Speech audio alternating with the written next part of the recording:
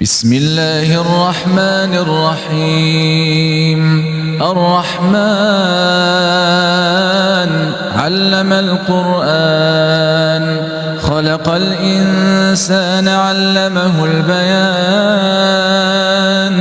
الشمس والقمر بحسبان، والنجم والشجر يسجدان.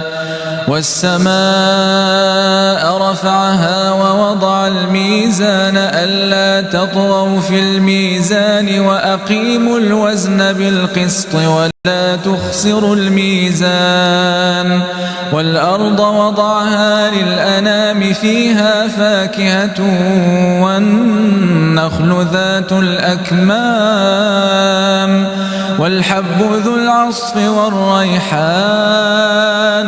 فبأي آلاء ربكما تكذبان؟ خلق الإنسان من صلصال كالفخار، وخلق الجان من مارج من نار.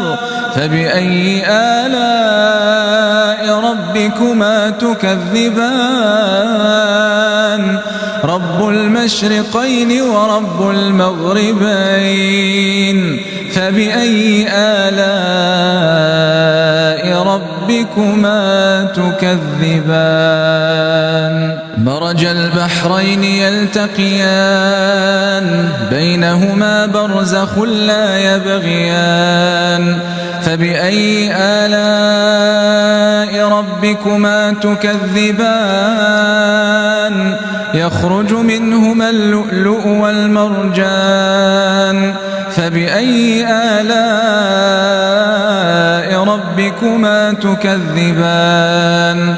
وله الجوار المنشآت في البحر كالأعلام. فبأي آلاء ربكما تكذبان؟ كل من عليها فان، كل من عليها فان، ويبقى وجه ربك ذو الجلال والإكرام.